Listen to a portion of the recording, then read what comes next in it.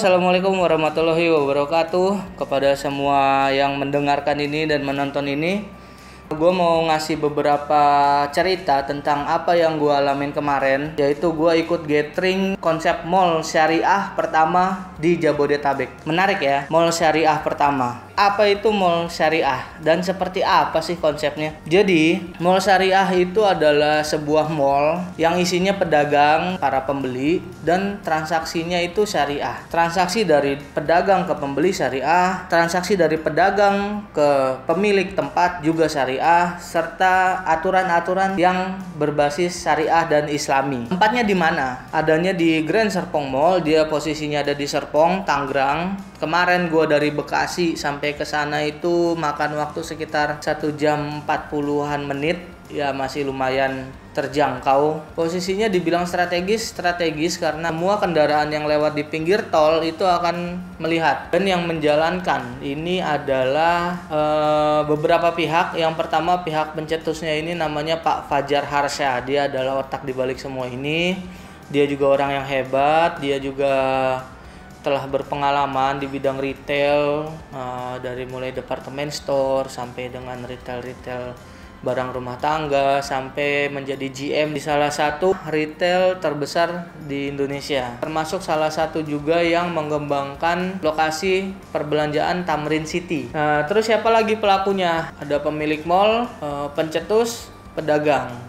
Nah, jadi ada 3 ini yang akan berkolaborasi, nanti akan menjadi sama-sama untung. Nah, bagaimana konsepnya? Bisa kita dapat kios tanpa bayar sewa bulanan. Nah, nanti konsepnya akan kita bahas lebih dalam lagi habis dari sini. Nah, terus pertanyaan berikutnya, kenapa sih kita bikin mall syariah? Nah, pertanyaan kenapanya ini sebenarnya banyak penelitian yang mendukung, cuman ya simpelnya adalah bahwa masyarakat Indonesia mayoritasnya muslim, penduduknya banyaknya muslim, konsumennya muslim, tapi pengelola dan pemilik mall, gedung, ITC itu masih sedikit yang dari kalangan muslim. Jadi ingin membantu sesama muslim, membantu pedagang muslim, membantu pembeli muslim, membantu pemilik mall yang muslim agar cepat berkembang. Nah, jadi why? Kenapa kita harus beranjak? Ya karena memang harus bergerak, umat ini harus bergerak. Jadi penjelasannya seperti itu kemarin. Dan terus bagaimana caranya? Ya caranya tadi 3 pelaku punya PR masing-masing yang memang tidak sedikit dan tidak enteng. PR-nya banyak masing-masing. Juga dengan strategi-strategi pemasaran agar mall ini tuh banyak dikunjungi orang nantinya. Oke, perkenalannya di situ, dan kemarin saya udah jalan ke sana. Seperti apa tempatnya, lokasinya, kita cek aja videonya sekarang.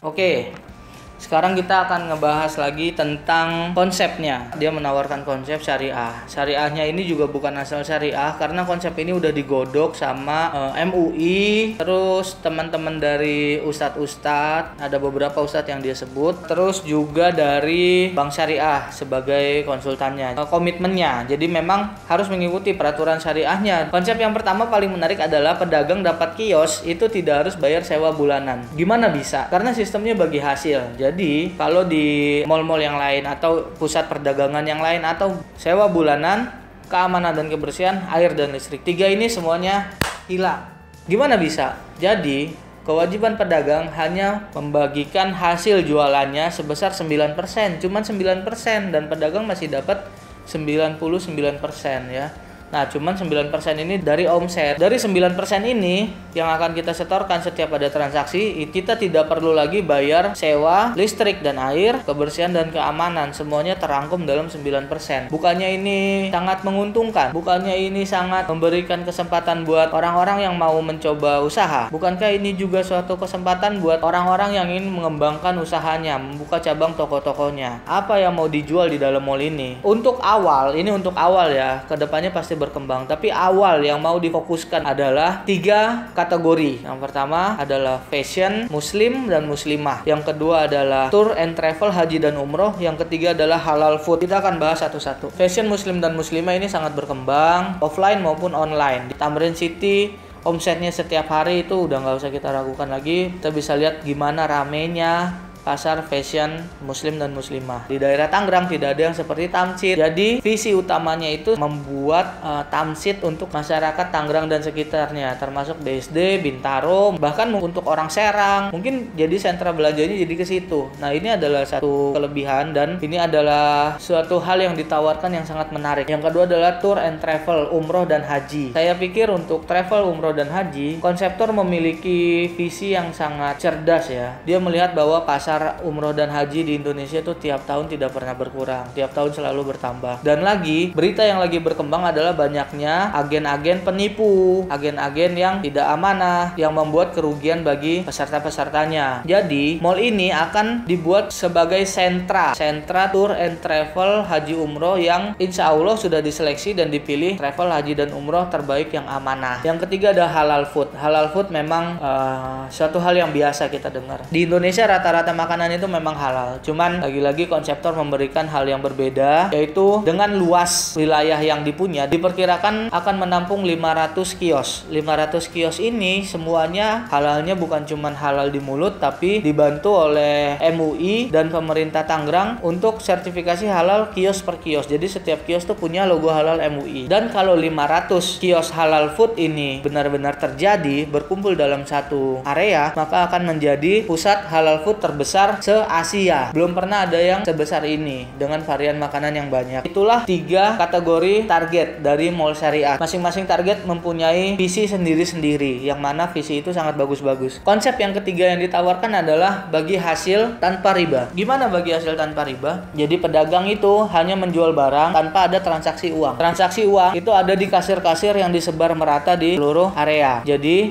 pedagang ketika ada tawar-menawar transaksi, maka akan dibuat bonnya. Bonnya itu bon resmi ya, bukan bon bodong, bukan bon polos, tapi bon resmi, ada logonya, ada nomornya, ada kode tokonya. Nanti dibuat dan ada harga tercantum. Nanti pembeli akan mendapatkan bon dan akan dibayar di kasir. Setelah bayar di kasir lunas, akan ada validasi dari kasir berupa print-printan dan stempel bahwa barang tersebut telah dibayar. Lalu pembeli bisa mengambil barang di toko. Jadi toko sama sekali tidak ada transaksi keuangan untuk jual beli. Apa manfaatnya? Apa bedanya dengan pasar-pasar pada umumnya? Keuntungannya kita memiliki kasir tersendiri adalah kasir ini dikelola oleh Bank BRI Syariah. Jadi setiap pedagang wajib membuka rekening BRI Syariah, lalu nanti di setiap akunnya akan tersinkron dengan tokonya. Apabila ada transaksi dari pembeli dan membayar ke kasir, maka transaksi tersebut akan tercatat sebagai transaksi bank di akun saya. Jadi seperti histori transaksi gitu. Apa manfaatnya? Yang pertama, dari pedagang yang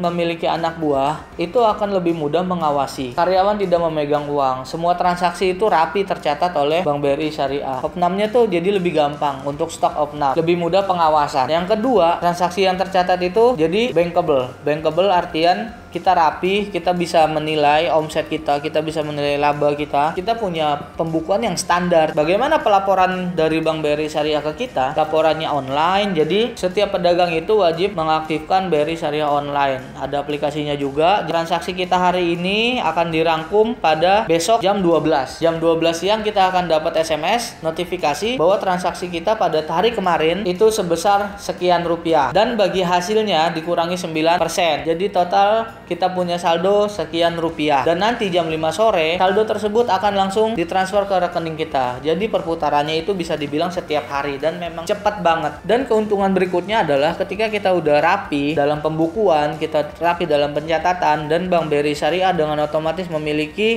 histori transaksi kita, maka dalam waktu 3 bulan dari setelah bukanya toko, Bank BRI Syariah akan menawarkan pinjaman dari 15 sampai 25 juta rupiah tanpa agunan, tanpa bunga, dan tanpa jaminan apapun. Siapa sih pedagang yang gak butuh modal? Nah, jadi ini benar-benar suatu hal yang positif dan sangat membantu untuk pihak pedagang. Oke, selanjutnya kita bakal ngebahas tentang opportunity, kesempatan. Kesempatan apa sih? Kesempatannya seperti apa? Yang tadi saya bilang terbuka lebar.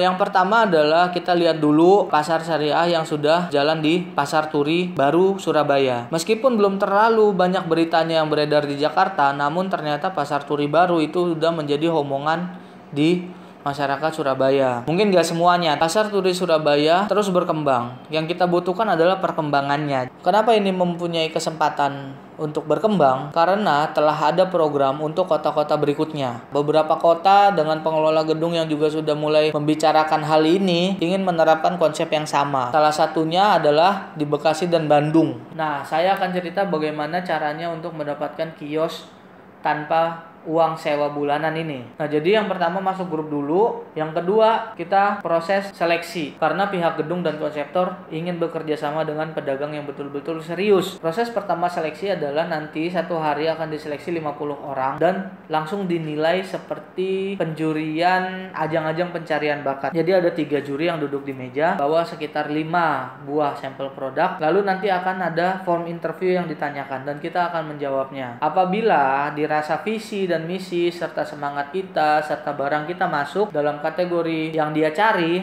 maka akan dinyatakan lolos dan berhak memiliki toko di Mall Syariah Serpong. Setelah kita mendapatkan surat bahwa kita lolos seleksi, barulah di sini ada proses itu kita membayar 1 juta rupiah untuk 5 tahun. Seperti itu kurang lebihnya apa yang saya dapatkan kemarin, informasi-informasinya dari gathering yang telah diadakan oleh Pak Fajar. Semoga video ini dapat menambah informasi bagi yang tidak datang dan tidak hadir. Harap di like dan disebarkan ke saudara-saudara atau teman-teman pedagang-pedagang yang ingin mulai usaha atau mengembangkan usaha. Oke, terima kasih. Assalamualaikum warahmatullahi wabarakatuh.